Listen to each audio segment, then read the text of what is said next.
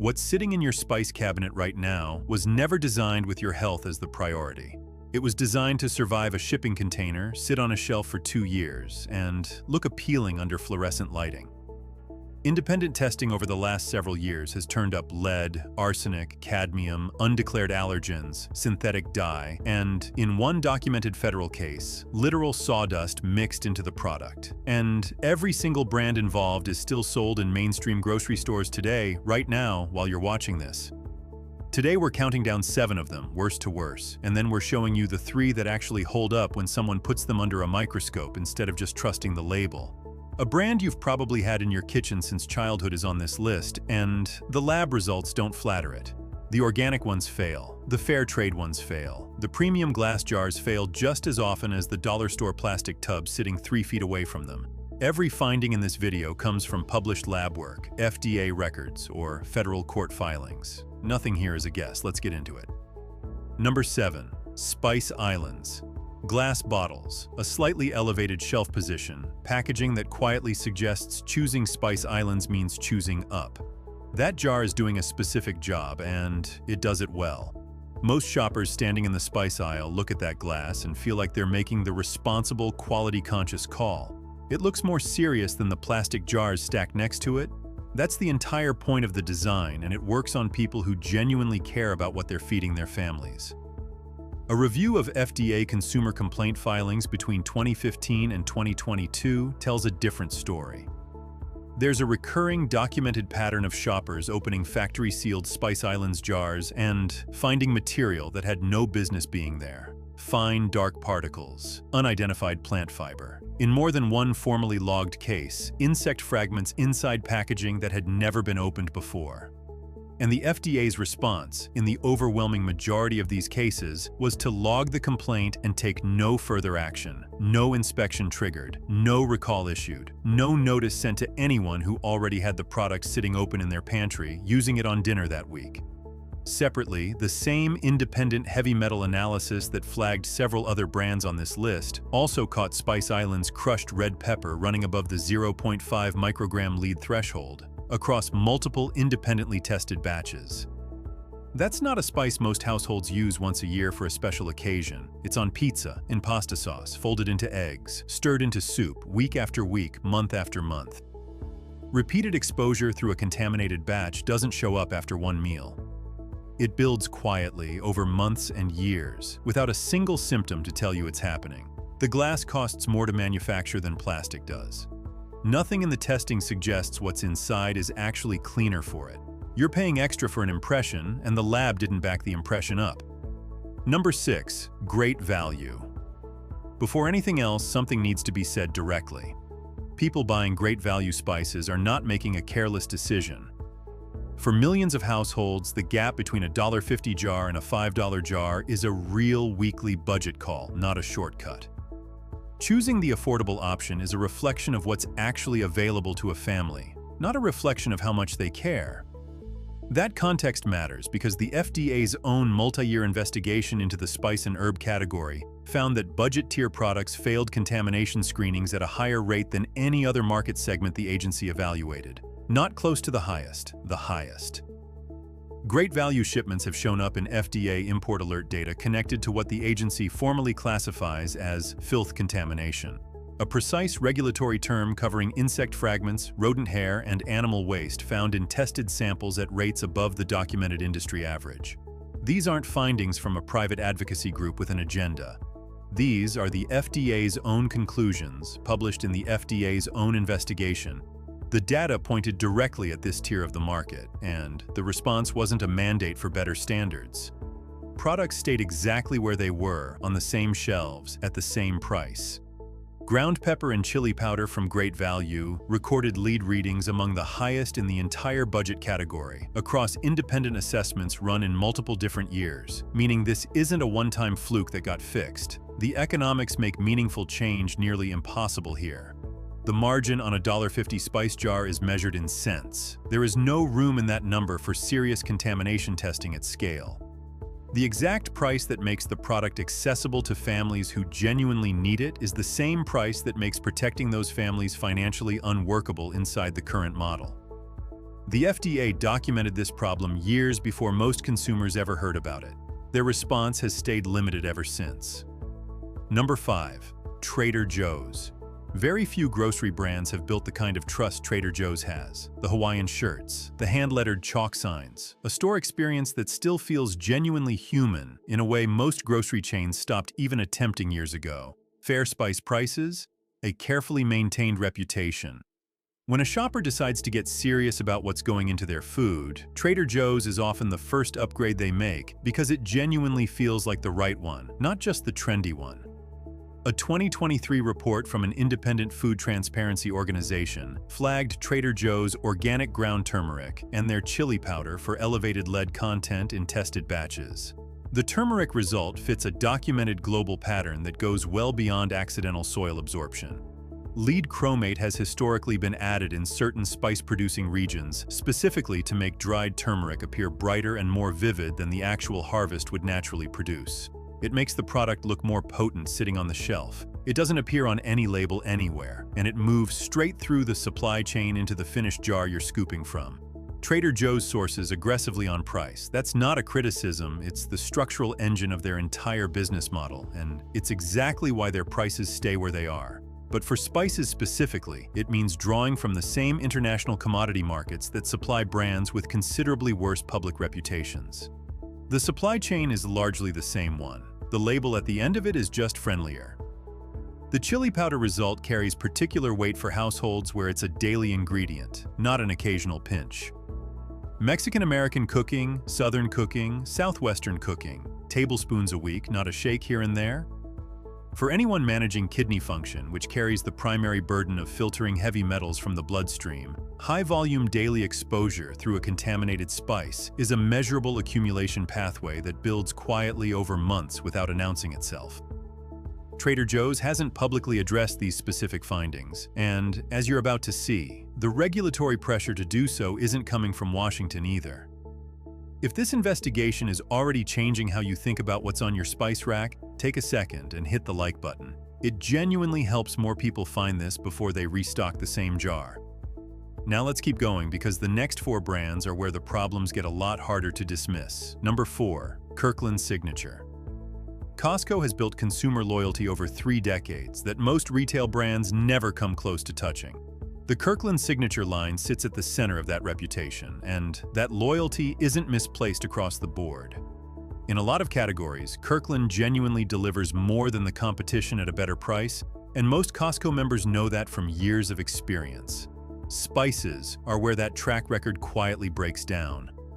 An independent third-party testing organization that's operated outside industry funding for over 20 years found that Kirkland turmeric and cinnamon contained lead levels exceeding the 0.5 microgram per daily serving threshold, that conservative toxicological standards flag as the upper boundary for safe adult exposure. The cinnamon finding is the one that matters most for daily accumulation, because no other spice on a typical shelf comes close to the frequency at which Americans actually consume cinnamon. Oatmeal, coffee, baked goods, protein shakes, yogurt. For a lot of households, cinnamon shows up multiple times in a single day, which means the lead exposure through this one ingredient compounds faster than it would through almost anything used only occasionally.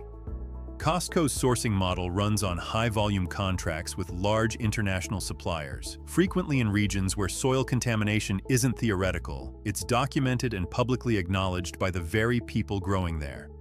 At the margin available per jar on a heavily discounted product, rigorous lot-by-lot contamination testing simply isn't financially workable. The testing gap is a structural output of the pricing model itself, not an oversight anyone's actively trying to fix. The lab results reflect exactly what that gap produces. The Costco membership delivers genuine value across most of the warehouse. The spice aisle isn't part of what that membership fee is actually buying you. Number 3. Badea. Bright yellow packaging, enormous bags, prices that make every other brand on the shelf look expensive by comparison. Badea built its entire identity on volume and value, and the logic behind that is completely reasonable. More product for the same price is just smart shopping. Tens of millions of American households buy it regularly with exactly that expectation in mind. Here's where the scale of the problem becomes hard to set aside. In 2019, a class action lawsuit filed in Florida, where Badia is headquartered, alleged that the company was selling spices adulterated with undeclared foreign plant material and fillers. The lawsuit specifically identified their ground cumin as containing wheat, an undeclared allergen, nowhere on the label at all. For someone with celiac disease or a serious gluten sensitivity, reaching for what they believed was a single ingredient spice, that isn't a labeling nuance you can shrug off. That's a genuine health event that can trigger a serious immune response and land someone in an emergency room over a spice jar they trusted completely. The heavy metal data adds a second layer on top of that. Badia's chili powder has consistently tested above California's Proposition 65 threshold in independent laboratory analysis across multiple separate testing periods. That threshold is designed specifically to protect against chronic low-dose exposure, the kind that accumulates when you season dinner with the same spice every single night for years, allowing small amounts to build steadily in body tissue over a long time horizon nobody's watching. There's also a sensory check worth knowing about here. Genuine ground paprika has a warm, slightly fruity, mildly smoky depth to it. If you open a jar and something about the smell reads faintly chemical in a way you can't quite name, that's your nose catching what the supply chain didn't. More product for less money. That's exactly what the sourcing model was built to deliver. The lab results just show where everything else on that priority list ended up sitting. Number 2, McCormick. That red and white label has been on American grocery store shelves since 1889. Your grandmother reached for it.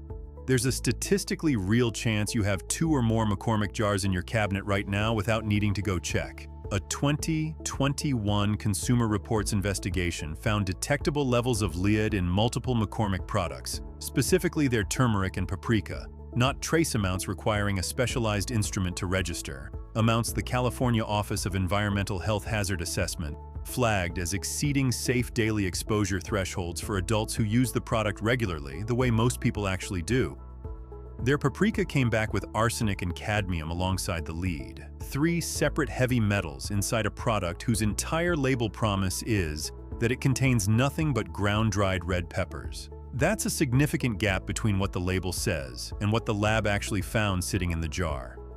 McCormick sources from dozens of countries simultaneously: India, China, Vietnam, Morocco, Peru, shifting based on commodity pricing week to week.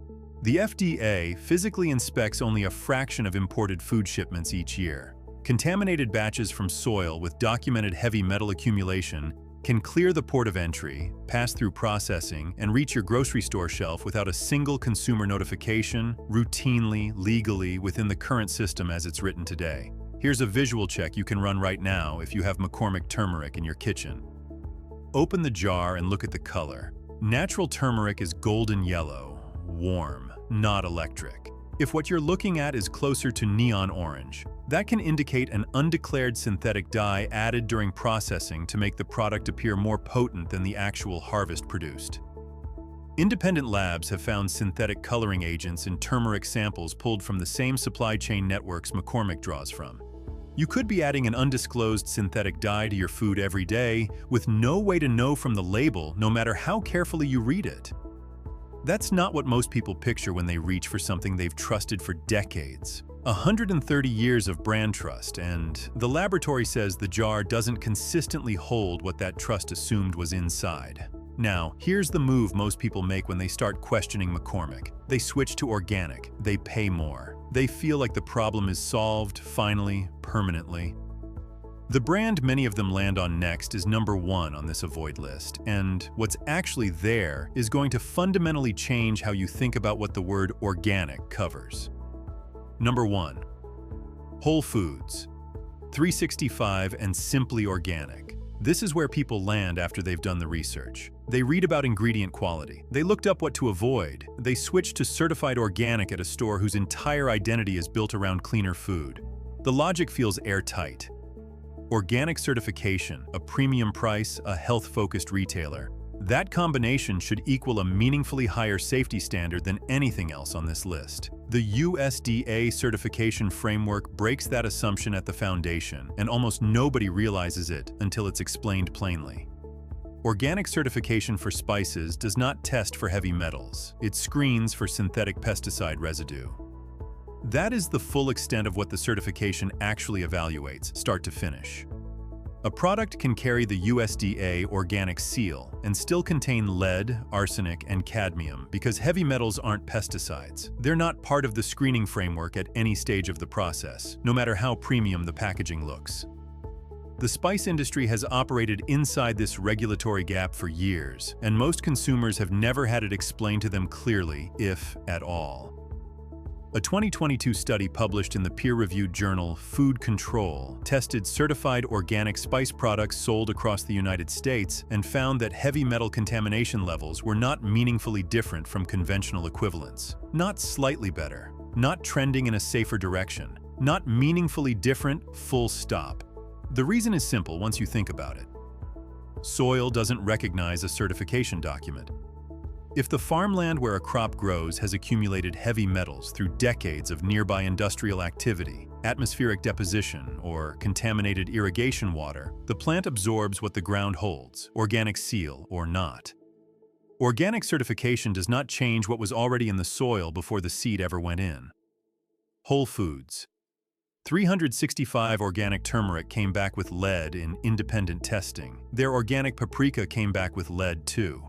A shopper who paid more chose certified organic at a health-focused retailer and felt genuinely confident in that decision, got the exact same laboratory result they were specifically trying to leave behind.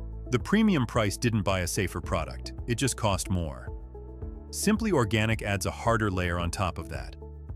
In 2021, an independent laboratory analysis commissioned by a nonprofit shareholder advocacy organization found that Simply Organic turmeric contained lead at levels that would trigger a mandatory warning label under California's Proposition 65 law, one of the most protective food safety thresholds in the entire United States, crossed by a product actively marketing itself on ethical sourcing, organic values, and community trust. Fair trade certification means farmers in the supply chain are compensated more fairly. That matters, and it's real. But it does not involve testing agricultural soil for accumulated heavy metals before the crop ever goes in the ground. The lead is still there. It still moves into the plant. The plant still gets dried, ground, and packaged in a jar with a value statement printed right on the label. You made a deliberate choice. You paid more to make it. The certification system you trusted was never designed to catch the specific problem you were actually trying to avoid. So why does this keep happening across an entire industry, at every single price point, brand after brand? It comes down to one uncomfortable fact. There is currently no federal requirement forcing spice companies to test for heavy metals before a product reaches a shelf. Pesticide residue gets screened, heavy metals don't.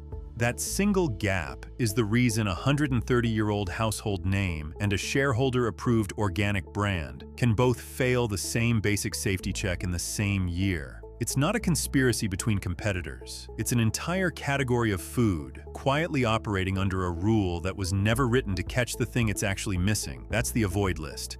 7 brands across every price point: budget, mid-range, premium, and organic. The problems don't track price, they track transparency, or the lack of it. Now, here are the 3 options that actually passed. The difference between these and everything you just heard isn't price or packaging or which store they're sold in. It comes down to one thing: whether the company can show you documented test results before you ever buy. Best option number 3, Simply Organic's herb line. Simply Organic was on the avoid list, and that stands for their turmeric, paprika, and chili powder specifically. But the contamination problem within Simply Organic isn't uniform across everything they make.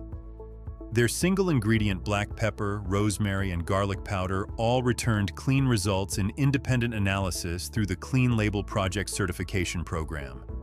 The high-risk products are consistently the ground spices, turmeric, paprika, chili powder, where heavy metal accumulation in global growing regions is most consistently documented. The herb line carries a genuinely different risk profile. Rosemary, thyme, oregano, basil. These simply don't show the same contamination patterns in testing batch after batch. If Simply Organic is the most realistic option given your budget or what's available near you, the guidance is specific. Skip the turmeric, paprika, and chili powder entirely until the company publicly releases independent heavy metal testing data for those specific products. Build your spice routine around the herb line instead. It's not a complete solution, but for a lot of households, it's a real and immediate one that doesn't require finding a specialty store or stretching a budget that's already tight. Best option number 2, Diaspora Co. Diaspora operates on a direct trade model, working closely with farming cooperatives in India and Sri Lanka. Their supply chain is deliberately short enough that contamination risks are traceable all the way back to the source and fixable before they ever reach a finished product on your counter. That structural difference is what separates them from every brand on the avoid list. Their turmeric, sourced specifically from a farming cooperative in Andhra Pradesh, was independently tested by the Clean Label Project and returned clean results across every heavy metal category evaluated. Their coriander and cardamom carry the same traceable, independently verified sourcing records behind them. The price is higher than a standard grocery store jar, substantially so in some cases, but that difference pays for specific, concrete things. Published test results, a supply chain someone was actively monitoring. Documented certainty that the label actually matches what the lab found inside. That's what you're actually buying when you spend more here. Open one of their products and the difference is immediate. The aroma is vivid and layered in a way a commodity spice simply isn't. That's the sensory output of a supply chain that wasn't cutting corners at every stage to hit a price point. Once you've cooked with it, the comparison to a standard grocery jar stops feeling subtle. Best option number 1, Burlap and Barrel. Burlap and Barrel publishes third-party laboratory results for every single product they sell. Not marketing language, not a vague summary statement on the packaging, actual certificates of analysis on their website, showing heavy metal testing results, microbial screening outcomes, and authenticity verification tied to specific lot numbers from specific harvests. Before you buy a jar, you can look up the exact test results for that exact product on your phone, standing in your kitchen. No other brand on this list offers that level of access to anyone. Their turmeric is sourced from a single farm in Uganda and has consistently tested below 0.1 micrograms of lead per serving, well beneath the threshold any leading toxicologist flags as a concern for regular adult consumption. Open a jar of their cumin over a hot pan, and the difference from a commodity spice is immediate. The aroma releases in layers, warm, full, genuinely complex, with none of the flat, faintly chemical undertone that signals dilution or adulteration in a supply chain nobody was watching closely. That difference has a simple explanation: single origin sourcing, published test results. A company that answered the one question every brand on the avoid list quietly refused to answer. Can you show me the results? Here's what 10 brands and 3 exceptions are showing you together. This is not a story about a few bad actors slipping past an otherwise functional system. The system itself is the gap. The FDA does not require spice manufacturers to test for heavy metals before selling to consumers. USDA organic certification does not screen for heavy metals either. No price premium, no ethical sourcing story, no glass bottle, no fair trade certification, no health food store address. Changes what agricultural soil deposited into a crop before it was ever harvested, dried, and ground into the product you brought home and put next to your stove. The only thing that actually protects you is verifiable transparency. Third-party testing with published results you can access yourself. A supply chain short enough that contamination is traceable and fixable before it ever reaches your kitchen. Brand history is not a substitute for that. Price is not a substitute. Label language is not a substitute, no matter how many nice words are on it. Before you reach into that spice rack again, ask one question. Can this company show me the test results? If the answer is silence, you now know exactly what that silence has been costing you meal after meal without you ever knowing it was happening. Share this with someone who still has one of these brands in their cabinet. Most people are reading the label the same way you were before watching this. Now you know what to actually look for?